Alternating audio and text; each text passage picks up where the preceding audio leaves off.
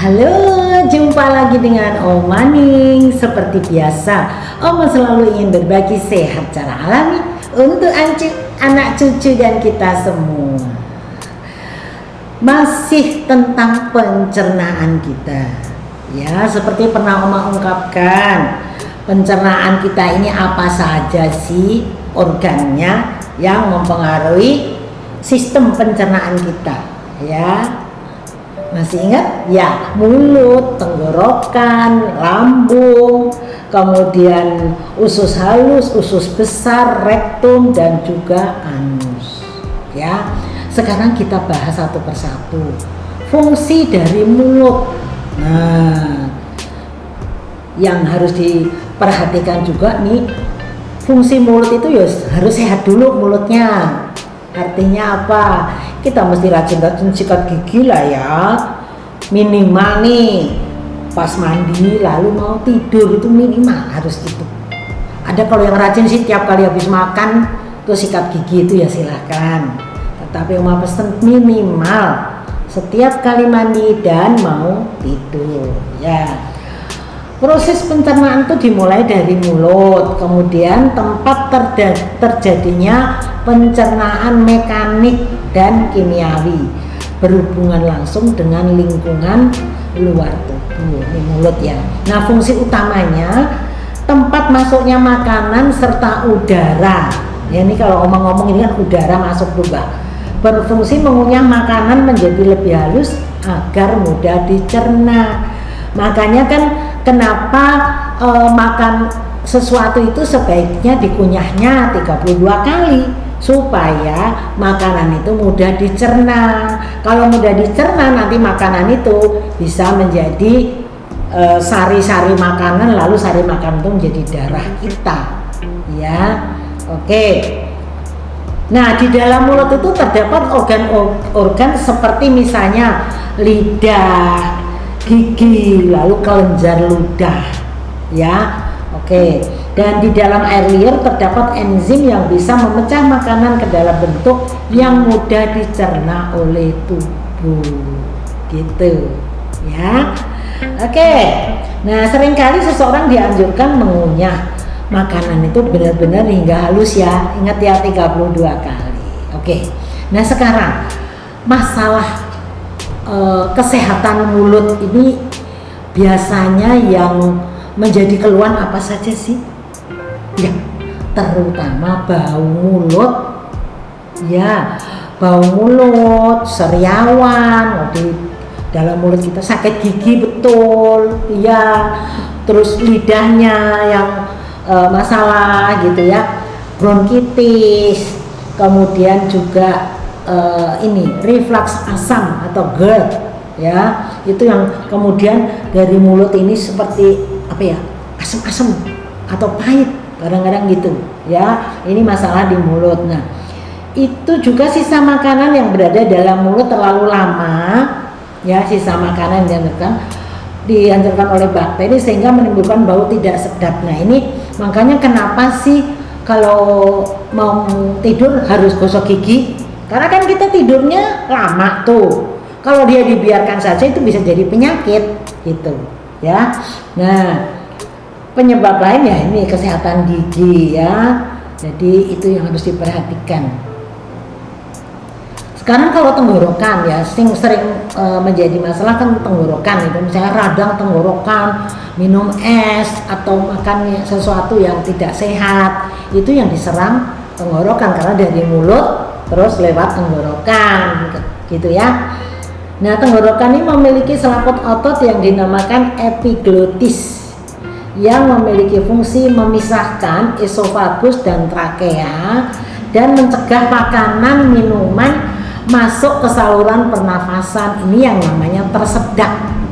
Kalau makanan masuk ke ini saluran pernafasan kan tersedak, ini apa ya, cukup riskan terutama untuk lansia ya. Oke, jadi tenggorokan memastikan proses bernafas dan menelan berjalan dengan baik sehingga makanan tidak masuk ke trakea atau menjadi tersedak. Nah, sekarang yang sering terjadi kalau masalah tenggorokan kan radang ya, kemudian juga amandel masuk di tenggorokan ya, amandel. Nah, herbalnya apa untuk mulut, untuk tenggorokan? Tadi bisa memanfaatkan daun serai, jahe, kunyit, sambiloto, juga sirih. Sirih itu, daun sirih itu bagus sekali kalau kita mau pakai untuk kumur. Makanya kalau orang zaman dulu malah dipakai untuk nyinang ya. Nah itu sirih, sirih dengan serai beda loh ya. Oke ya. Kemudian herbal lain bisa memanfaatkan daun tempuyung, lalu umbi daun dewa. Oke. Dari tenggorokan ada lagi istilah esofagus.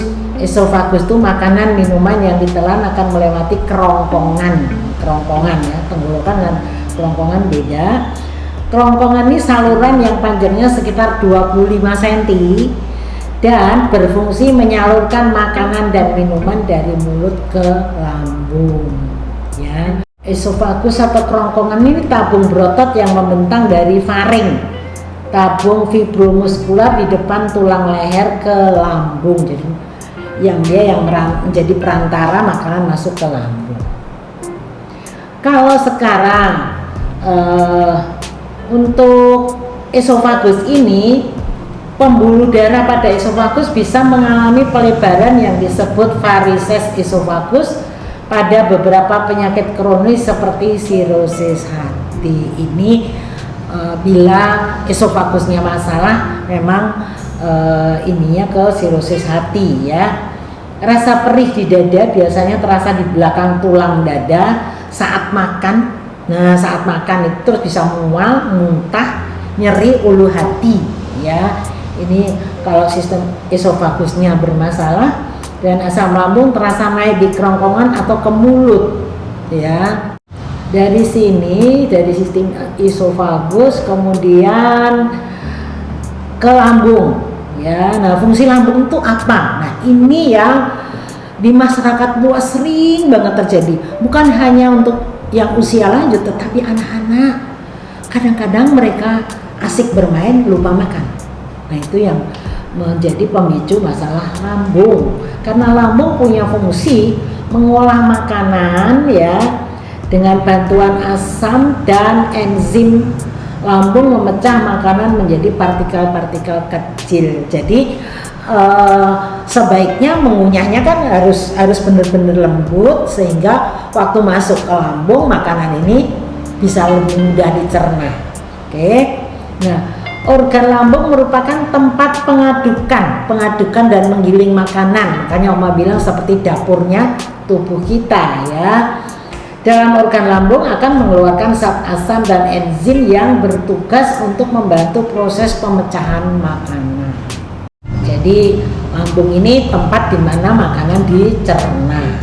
Nah, penyakit asam lambung disebabkan oleh melemahnya otot bagian bawah dan kerongkongan atau lower esophageal sphincter. Nah, ini medisnya ya. Otot ini berbentuk seperti cincin yang dapat membuka dan menutup saluran kerongkongan. Itu ya.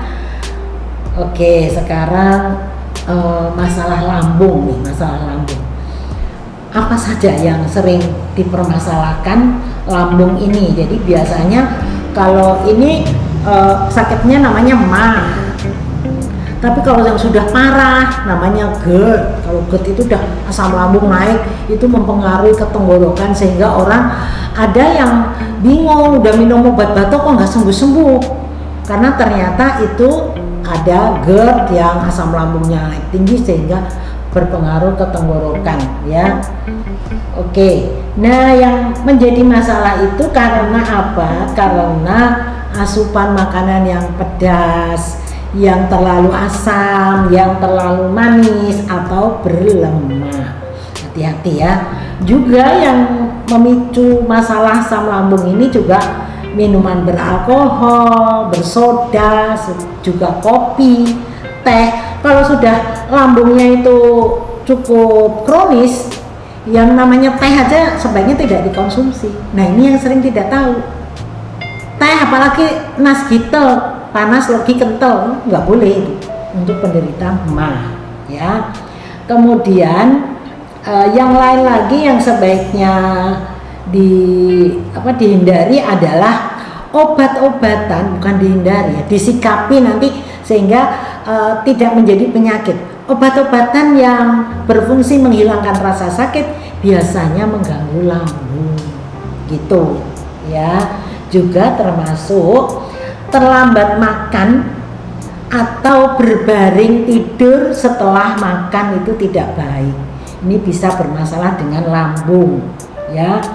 Selain itu stres dan terlalu banyak berpikir itu juga menjadi pemicu ya. Jadi meskipun kita ini tidak makan atau sedang berpuasa gitu ya, usus kita kan tetap bekerja. Jadi saat perut kosong, lambung dan usus kita hanya berisi udara. Udaranya akan terdorong ke sana kemari oleh lambung dan usus yang sedang bekerja ya. Tetapi hebatnya pada saat bulan puasa, orang yang menderita sakit lambung kok bisa sembuh, bisa terjadi karena ini pikiran kita intinya adalah untuk beribadah dan juga untuk sehat gitu.